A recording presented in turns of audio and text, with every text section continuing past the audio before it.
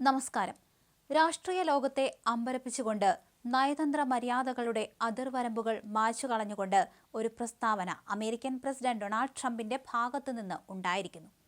പ്രധാനമന്ത്രി നരേന്ദ്രമോദി ഒരു വലിയ മനുഷ്യനാണ്, ജെന്റിൽമാനാണ്. പക്ഷേ ഇത്രയും കാലം അദ്ദേഹം യുഎസിനെ സമർത്ഥമായി കബളിപ്പിക്കുകയായിരുന്നു. ട്രംപിന്റെ വെളിപ്പെടുത്തലുകൾ മോദി സർക്കാരിന് വലിയ തലവേദനയാണ് സൃഷ്ടിക്കുന്നത്.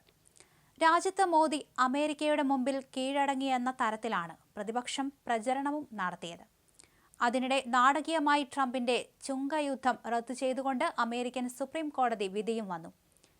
ബേസ് റേറ്റായ 10% മുതൽ ശത്രുക്കൾക്ക് ഏർപ്പെടുത്തുമെന്ന് ഭീഷണിപ്പെടുത്തുന്ന 200% വരെയുള്ള സകല പിഴച്ചുങ്കവും നിയമവിരുദ്ധമാണെന്നും അതിനുള്ള അവകാശം അമേരിക്കൻ പ്രസിഡന്റിന് ഇല്ലെന്നും കോടതി വ്യക്തമാക്കി.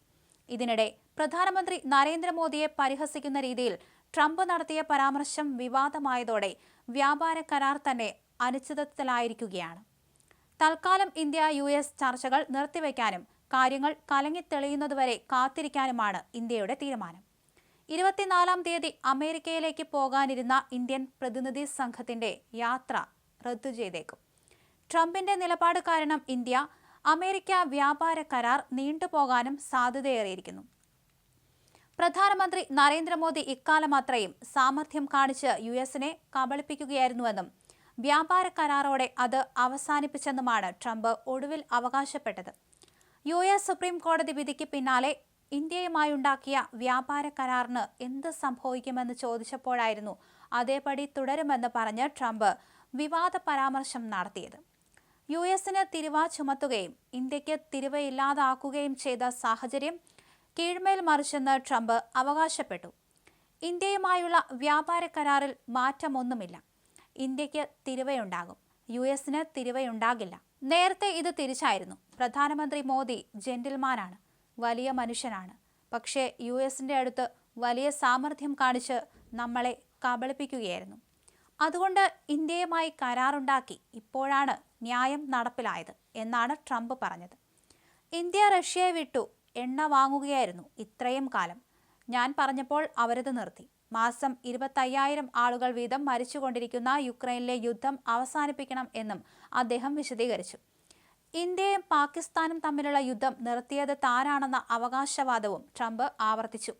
യുദ്ധം അവസാനിപ്പിച്ചതിലൂടെ 3.5 കോടി ജനങ്ങളുടെ ജീവനാണ് ഞാൻ രക്ഷിച്ചതെന്ന് പാകിസ്ഥാൻ പ്രധാനമന്ത്രി ഇന്നലെയും പറഞ്ഞു.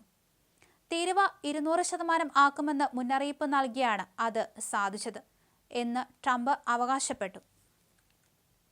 സുപ്രീം കോടതി വിധിക്ക് ശേഷം ട്രംപ് നടത്തിയ പത്രസമ്മേളനത്തിൽ ഇന്ത്യയെയും കേന്ദ്ര സർക്കാരിനെയും അപമാനിക്കുന്ന രീതിയിലാണ് സംസാരിച്ചത്. വിവാദ പരാമർശങ്ങളിൽ കടുത്ത അതൃപ്തിയിലാണ് കേന്ദ്ര സർക്കാർ.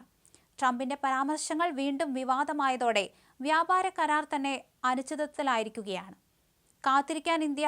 അധികാരമേറ്റ 1 വർഷക്കാലത്തോളം തന്റെ അധിക നികുതി ഭീഷണിയിലൂടെ രാജ്യാന്തര വിപണികളിൽ പ്രതിസന്ധി സൃഷ്ടിക്കാൻ കഴിഞ്ഞ US പ്രസിഡന്റ് ഡൊണാൾഡ് ട്രംപിന് സുപ്രീം കോടതി കനത്ത പ്രഹരമാണ് ഏൽപ്പിച്ചിരുന്നത്. എന്നാൽ വ്യാപാര യുദ്ധത്തിന്റെ അടുത്ത സീസൺ തുടങ്ങാനാണ് ട്രംപിന്റെ തീരുമാനം. ഇതോടെ പല രാജ്യങ്ങളുമായും US ധാരണയിലെത്തിയ വ്യാപാര കരാറുകളും മുടങ്ങുമെന്നായി. ഇന്ത്യക്ക് 18% തിരിവയാണ് വ്യാപാര കരാറിൽ നിശ്ചയിച്ചിരുന്നത്. എന്നാൽ സുപ്രീം കോടതി വിധിക്ക് പിന്നാലെ ഇത് വെറും 3%. ഇന്നലെ ട്രംപിന്റെ പ്രഖ്യാപനം വന്നതോടെ ഇത് 15%. ഈ സാഹചര്യത്തിൽ യുഎസുമായുള്ള വ്യാപാര കരാർ വ്യവസ്ഥകളിൽ ഇന്ത്യ നീക്കുപോക്കിന് ശ്രമിക്കണമെന്ന വാദം ശക്തമായിരിക്കുന്നു.